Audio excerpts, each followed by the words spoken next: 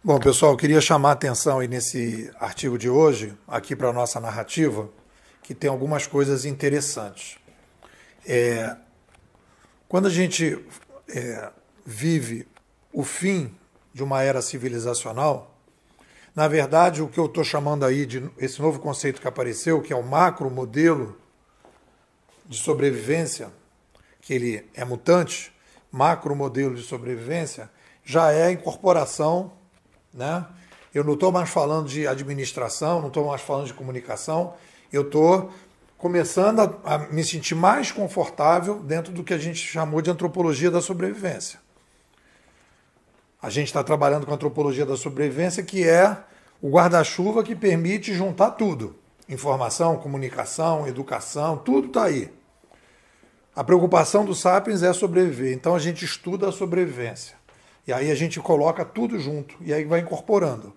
Então, macro modelo de sobrevivência, né, é o que a gente tem agora com esse processo. Então a gente quebrou a barreira, a gente tinha uma barreira tecnocultural que era, né, midiática, basicamente.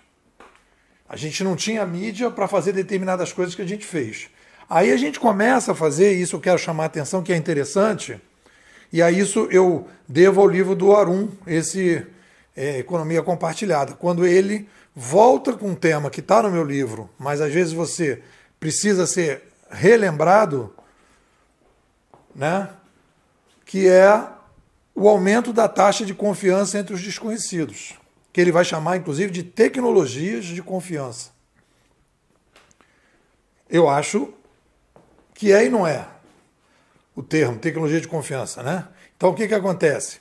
Aí a gente vai fazer uma junção nova, interessante, que é os canais, os novos canais. Aí quando a gente vem da mídia, vem da escola canadense, a gente sabe que nova mídia muda a civilização, mas tem duas coisas que a gente tem que observar no passado.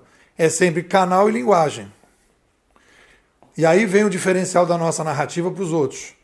Quando a gente olha para o canal, a gente vê transparência. Quando a gente olha para o canal, a gente vê interação informacional. Isso é uma novidade também. Eu quero chamar a atenção de vocês.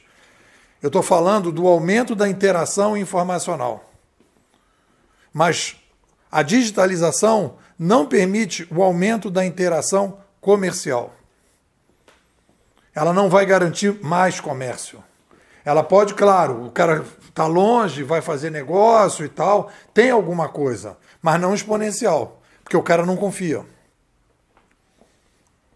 Ou vai se fazer negócio de maneira mais fácil com quem você já fazia negócio. Você não vai expandir para outros que não faziam.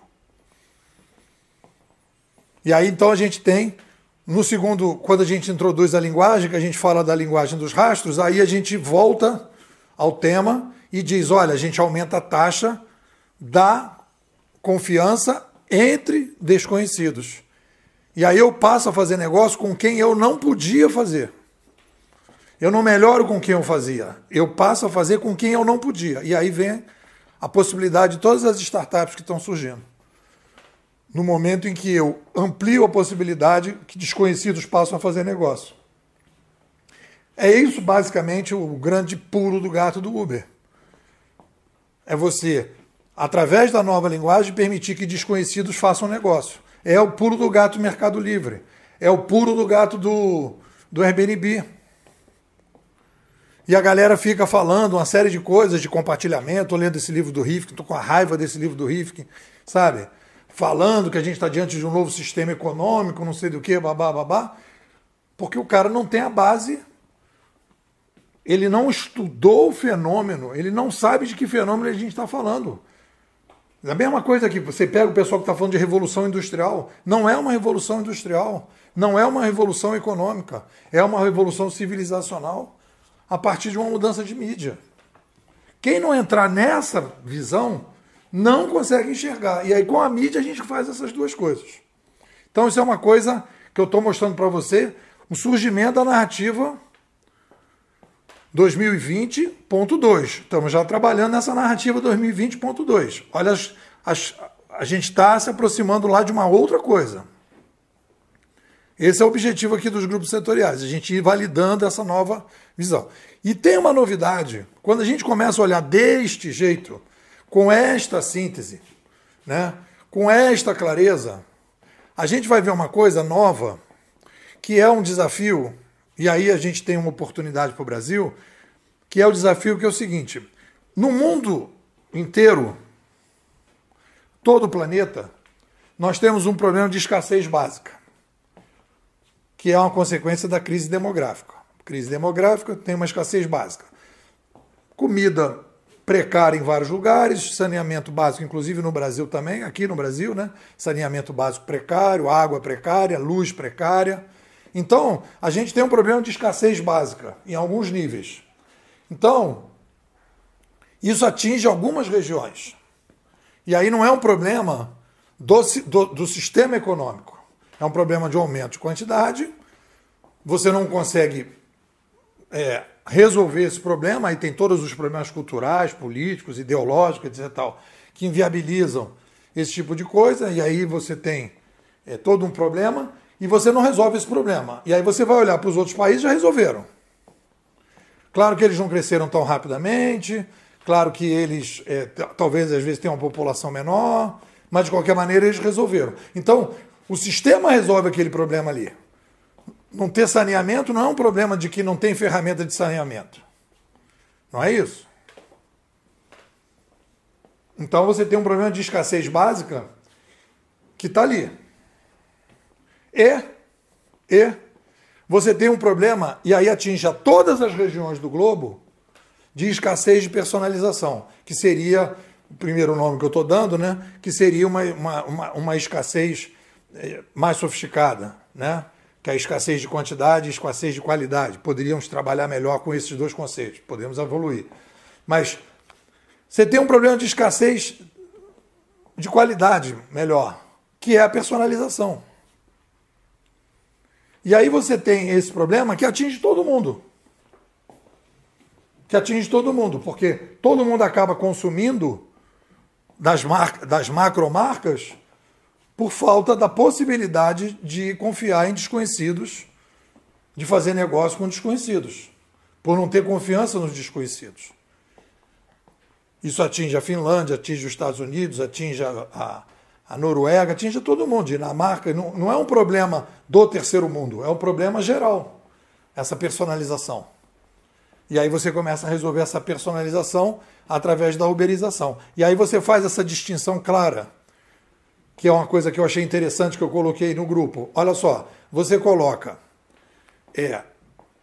canal,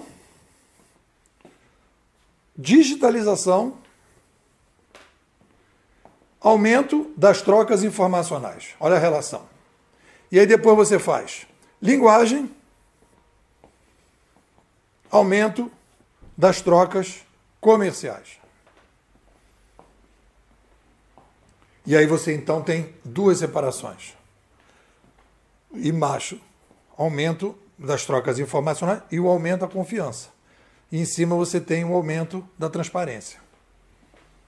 Então são dois momentos. O que o mercado está vendo? Ele está vendo digitalização. Ele está vendo os canais. Ele está vendo a interação informacional. 99% do mercado, transformação digital é isso. Né? E nós aqui fazemos parte daquele mercado de narrativa mínimo que está falando que isso é o visível. O que não está visível é o novo modelo. Tanto que você não tem nenhuma organização tradicional que migrou para esse outro modelo, porque não consegue ver. E aí, para fechar, a gente tem uma possibilidade. Uma vez eu trabalhava numa empresa e eles queriam fazer uma implantação de sair de fazer jornal colando e colocar uma ferramenta que já existia em São Paulo. Era um sindicato que eu trabalhava, e era um sindicato de São Paulo e do Rio. De São Paulo estava trabalhando, eles imprimiam e cortavam. Eles faziam no computador e imprimiam. E aqui ainda era tudo, não tinha computador. Aí eu chamei um técnico de São Paulo, um consultor, e aí ele falou do PageMaker.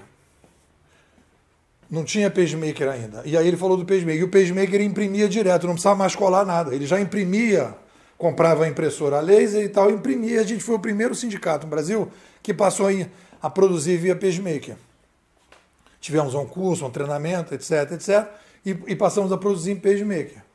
E o que eu estou chamando a atenção é o seguinte, a gente era o mais atrasado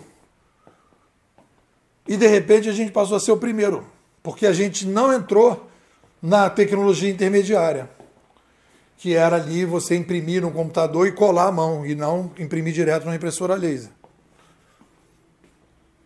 Ele estava lá fazendo. Então a gente resolveu o problema de maneira diferente. E eu acho que o Brasil tinha essa oportunidade. Quando ele vai resolver o problema da educação, já resolveu o problema da educação na uberização. E não tentar a digitalização. Que é o que o pessoal fala, educação à distância, né, computador em sala de aula, etc, tal, papá, e não mudar a filosofia. Mas a nossa dificuldade maior de todas é a mentalidade. Né? É um setor super conservador, em que você fica tentando ter saídas no outro modelo, e o que a gente precisaria para estar na frente é fazer o modelo já sair na frente com esse novo conceito da uberização. Então fica aberta essa possibilidade, e eu acho difícil, né, as pessoas chegarem nessa coisa. Bom, é isso aí, galera. O que vocês dizem? Está ouvindo esse áudio? Esse áudio foi produzido em fevereiro de 2020. É um áudio interno aqui da escola que eu disponibilizo 6 meses depois. Você pode receber isso, debater. A gente tem uma comunidade hoje pelo Telegram que a gente debate todos os dias a nova narrativa da escola. É o debate de ponta. É estado da arte do futurismo no Brasil. Pode ter certeza disso. E você pode participar. Para participar desse grupo, você tem que fazer a formação bimodal e entrar no grupo, e você vai passar diariamente a discutir o estado da arte do futurismo que a gente tem discutido aqui. O que você me diz? Me manda um zap, 21 99608 6422. Vou repetir, 21 99608 6422. Nepô, quero ser bimodal.